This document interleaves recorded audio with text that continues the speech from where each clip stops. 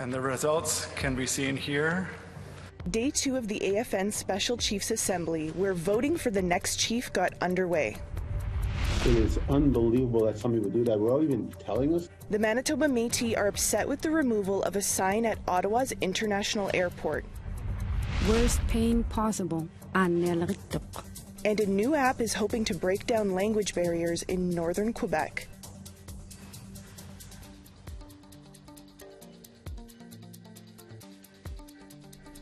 Good evening and welcome to APTN National News. I'm Savannah Kelly. Today is the election day for the Assembly of First Nations as chiefs across the country cast their votes for the next national chief. The Chief Electoral Officer has just released the results of the second ballot. For more on the election for National Chief, our Annette Francis joins us now live from Ottawa with the latest. Hi Annette, Sorry there, Annette. I just wanted to say Savannah. that, as we know, the Assembly of First Nations is electing its next national chief in Ottawa today. Can you explain what's happened so far? We just heard the results of the second ballot. Cindy Woodhouse got in with so far with 190, David Pratt 139, and Sheila North with 57. No one got the 60%, so it's going to go on to a third ballot. Dean Sayers is out with 46. He's been eliminated. He just gave his appreciation speech a few minutes ago.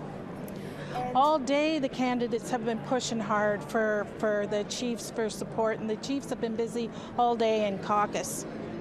Great, and we're now down to 3 candidates as we wait the results of the third ballot. What comes next? Well, they'll be pushing hard for more votes, and it'll go for a third ballot. We're hearing at 7:15 we'll get the results. I'm hearing it'll be between Cindy Woodhouse and David Pratt, and it'll likely go as far as the third ballot, and that's it. Yeah, that was going to be my next question about how many ballots do you think it could take before we find out who is the next national chief, seeing as they need to hit that 60% of the votes? That's what I'm hearing. They expect it will only go to a third ballot. We'll know at 7:15 Eastern. Excellent. Well, we'll leave it there, but thank you so much for the update, Annette. Miigwech. So second ballot results are in. Cindy Woodhouse with 190 votes, David Pratt with 139 votes, Sheila North with 57 votes, and Dean Sayers with 46 votes. As Annette just told us, Dean Sayers has been eliminated from the election race.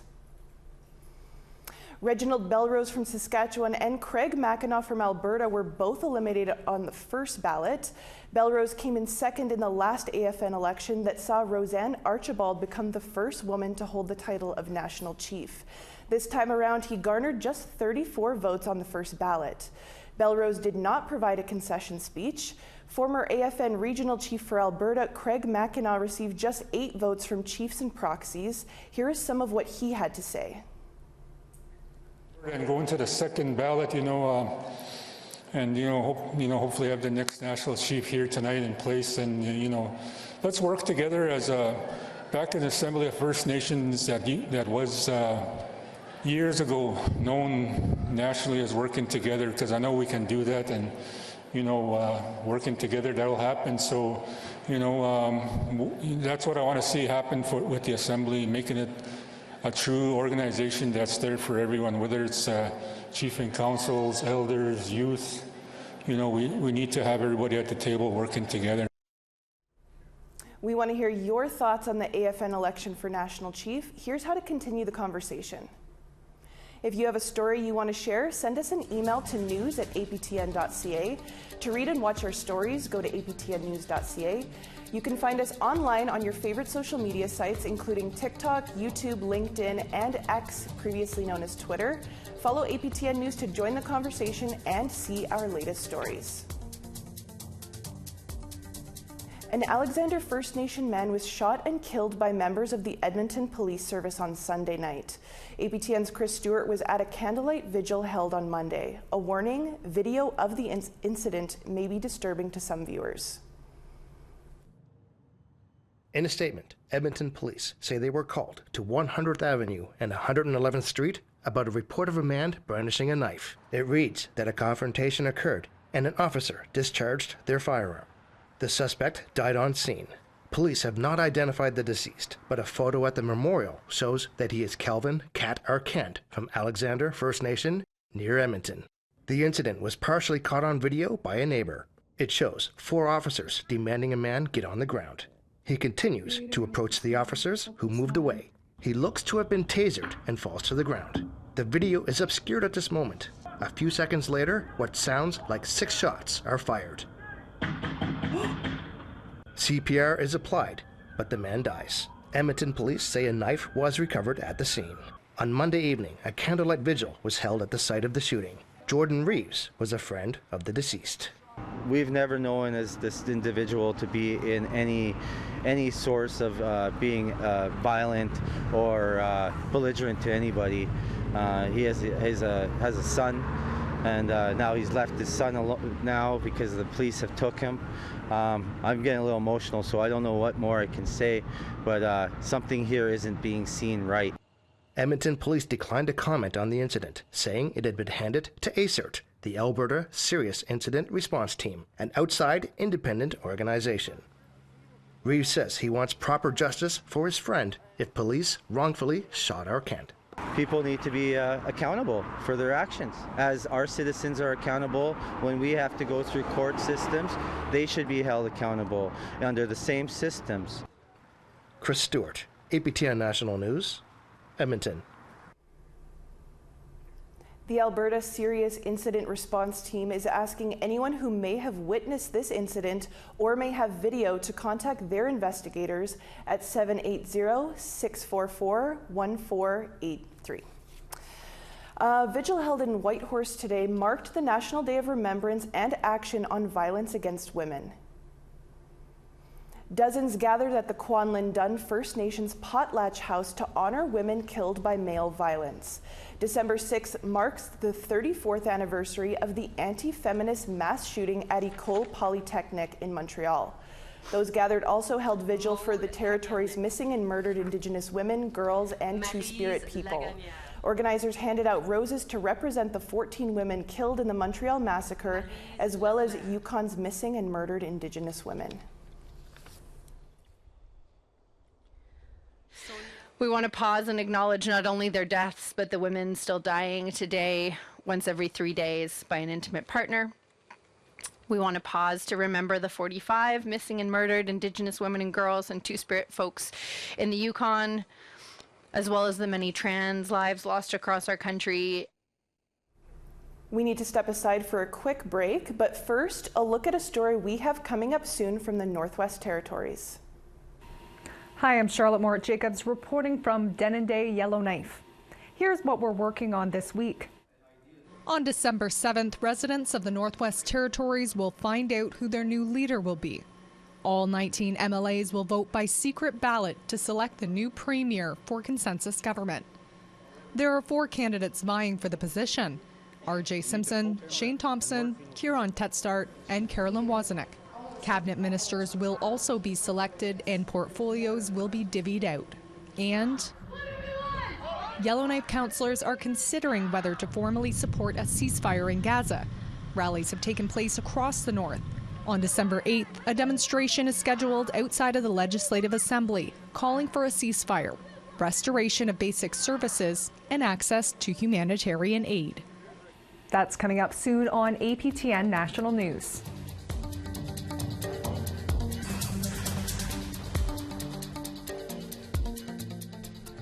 Welcome back to APTN National News. As we mentioned off the top of the show, the second round of voting for a new national chief of the Assembly of First Nations has ended. Moving forward to a third round are candidates Cindy Woodhouse, David Pratt, and Sheila North. Dean Sayers received the fewest amount of votes and was eliminated. Here's what some of what Sayers had to say in his concession speech. I remind all of the candidates that are left, that's who we work for, the future generations.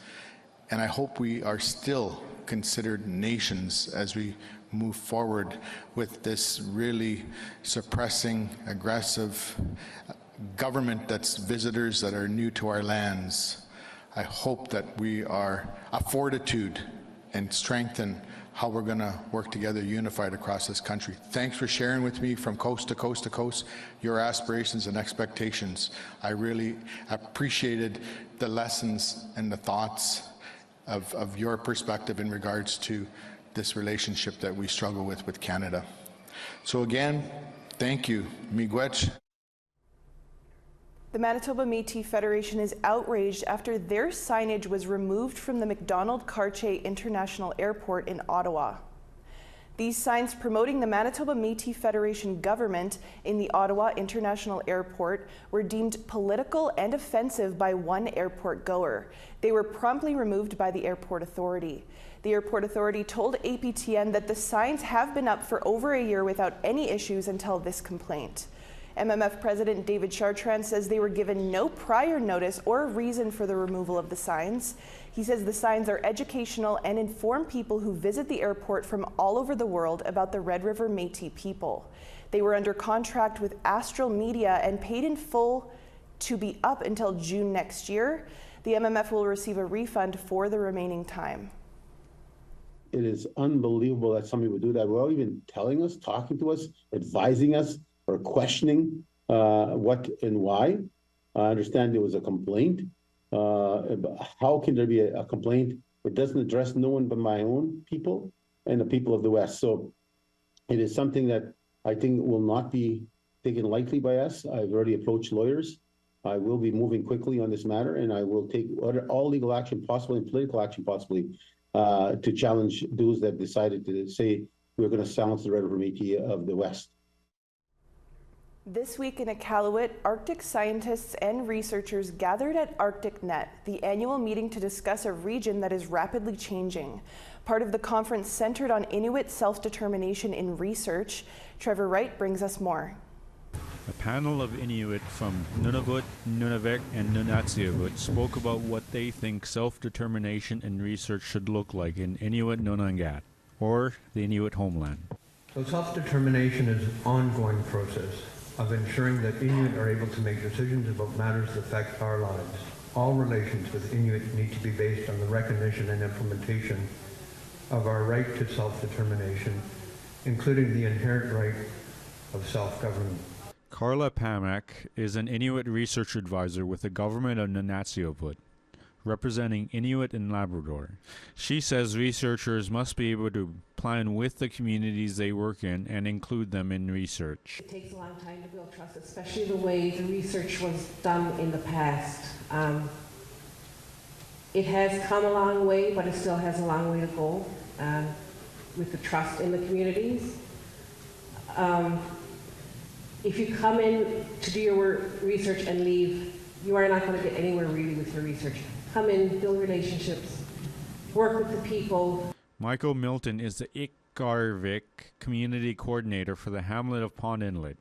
Iqaluit is a youth group in Pond Inlet who assist researchers in the community. He says this advice also extends to working with youth who, in the long run, are in a distinct position in terms of Arctic research. Pass it down to youth, because youth are in a very unique place in the world where they're living in both worlds, just especially right now, where a lot of our elders are going out and more research is happening up north. So a lot of youth are learning as much as they can from the elders and going out on the land by themselves as well. Youth are very, very important. And as the consensus here is that research done in Inuit territory needs to be beneficial and respectful to Inuit communities. Trevor Wright, APTN National News, Iqaluit. Communicating symptoms to a doctor can be critical, but what if your first language isn't English or French? Well, a new app hopes to address language barriers in healthcare for Inuit in northern Quebec. Amelia Fournier has more. Tukisiutik, a new app, hopes to help Inuit and medical staff understand each other. Healthcare workers and Inuktitut speakers from Nunavik, Inuit territory in northern Quebec, contributed to a digital glossary of medical terminology in Inuktitut, French, and English. With a few clicks, you can identify body parts, symptoms, heartburn, and pain levels, worst pain possible, and communicate with doctors or patients. I will request a urine test. Dr. Nathalie Boulanger has worked in healthcare in Nunavik for around 30 years, where the population mostly speaks Inuktitut, followed by English, but healthcare workers mostly speak French or English. Quelqu'un qui ne se sent pas bien, surtout les elders ou les petits-enfants qui ne parlent aucun mot de français ou aucun mot d'anglais, qui se présentent à l'urgence, là, c'est difficile de savoir qu'est-ce qui se passe exactement. Tu sais, tu peux pointer ton abdomen, mais c'est-tu des intestins, c'est la diarrhée, le foie, t'as-tu... En tout cas, fait qu'on allait un peu les yeux fermés, finalement. She helped come up with the idea of the Tukisiutuk app to make communicating easier for everyone. I put myself in the place of a patient, and I think I would feel a little bit more reassured if I was able to convey part of what I want to say and make sure that the person I'm telling it to understands exactly what I'm trying to say. This app was spearheaded by the Nunavik Regional Board of Health and Social Services with support from Health Canada and the Canadian Partnership Against Cancer. Boulanger says she hopes other health boards follow Nunavik's lead for other Indigenous languages, including other dialects of Inuktitut spoken out west. Plus on monte au nord, plus les langues sont vivantes. Ça fait que je me dis, ça serait le fun si les gens pouvaient être inspirés, puis on serait très content d'être copiés, mettons. To download the app, search Tukisiutik, Tukisiutik, in the App Store and click Get.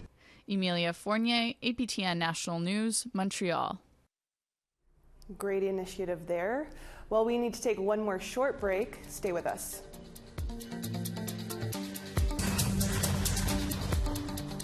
Welcome back. Time now for our photo of the day.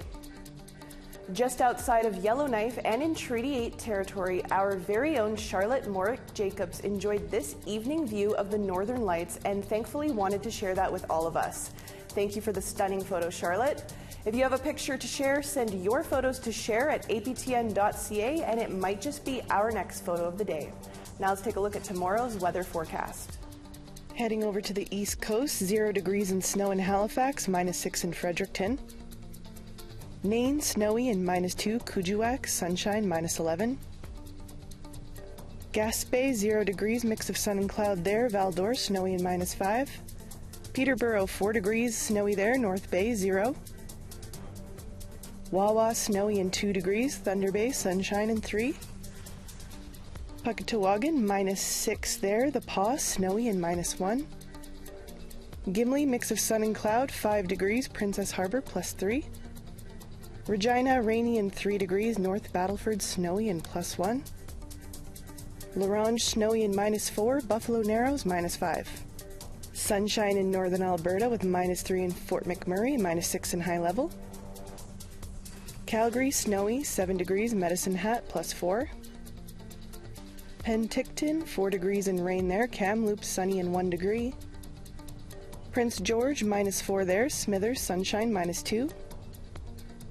Beaver Creek, snowy, -17. Rock River, the same there, -17. Wati, snowy and -13 there. Norman Wells, -16. Inuvik, -18, snowy there. Fort McPherson, -20. Baker Lake, snowy, -11. Now yet, -11 as well. Iqaluit, sunshine, -10. Igloolik, -10, mix of sun and cloud.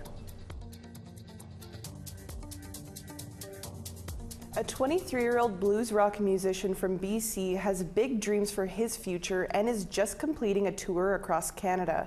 APTN's Tina House caught up with him recently and joins us from Vancouver. Thank you. We're so excited to be here tonight with the one and only bluesman Garrett Willie from Alert Bay. Garrett, tell me about some of your influences with your music. A lot of AC/DC, Rolling Stones, that sort of thing, kind of the obvious ones, George Thorogood, that kind of thing, yeah. Amazing. Tell me what it was like when you first picked up that guitar and made some music. I don't quite remember. I mean, I think the guitar kind of adopted me. It's kind of how it worked. I think as far as I can remember, I was always picking them up, trying to make noises with them. Yeah, it's amazing anyway. Yeah. That's pretty exciting. Now you've just embarked on a tour. Let's talk about that. Where have you been? Wow. Well, I've been all the ways to Toronto. I've been to Hudson's Bay, down to South Dakota in the States, across Canada, back across Canada. I've been up northern BC, yeah, northern Saskatchewan. It's kind of went in this big loop kind of thing, yeah. So those are the places. Awesome. Well, you certainly hear a lot of heart and soul in a lot of your music. Now let's take a look at some of your performances.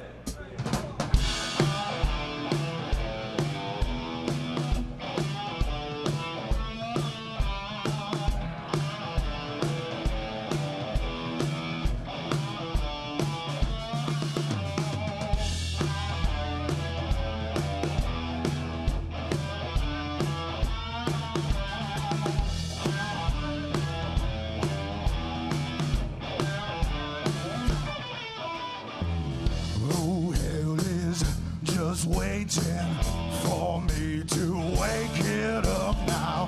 Oh Lord, I'm just shaking my boots. You'll hear me go. Don't I step in to the light?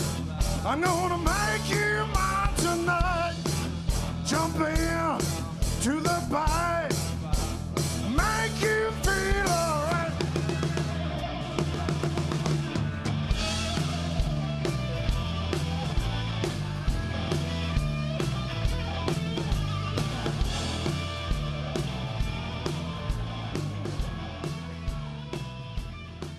Wow, Garrett, that was so amazing. Now that song, Make You Mine, tell me about the inspiration behind those words.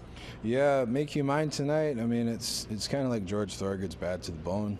It's, I don't know, it's kind of like a fantasy song, I guess, kind of thing. You know, just, I don't know, sort of the legend behind everything, you know, going out, drinking, having a good time, wearing snakeskin boots and partying and playing pool and that sort of thing. Yeah, so that's kind of what it's about, just a night out on the town and looking for women, I guess. You know? Awesome. Yeah. Now tell me about your future. Where do you see yourself in like the next 5 years? Where do you see yourself going? Next 5 years? Well, I'd like to tour the States. I'd like to tour the UK. I'd like to open for the Rolling Stones when they come here in Vancouver. I'd like to open for AC/DC as well. I mean, I just want to meet these guys. They've been my heroes ever since I was old enough to talk, I guess, even before that. Yeah. Amazing. Tell me about that moment, what it's like for you playing in front of a crowd and really in your own element. What does that feel like for you? Feels like I'm floating. Yeah, it's just like I'm really in the moment. You know, like I'm really where I'm supposed to be. You know, I think that's the only way I can describe it. It's a very great gift that I feel like I can give and receive from the audience as well. So, yeah. Thank you so much, Garrett Willie. Thank you for joining us today, and definitely check out his music because this boy can rock. Thank you so much. Back to you in studio. And that's all the time we have for your midweek news. For news anytime, visit our website, aptnnews.ca. We'll also be streaming the Assembly of First Nations election results as they come in. Head on over to our YouTube channel for that. I'm Savannah Kelly. Marcy Miigwech, thank you for joining us. Take care and have a great night.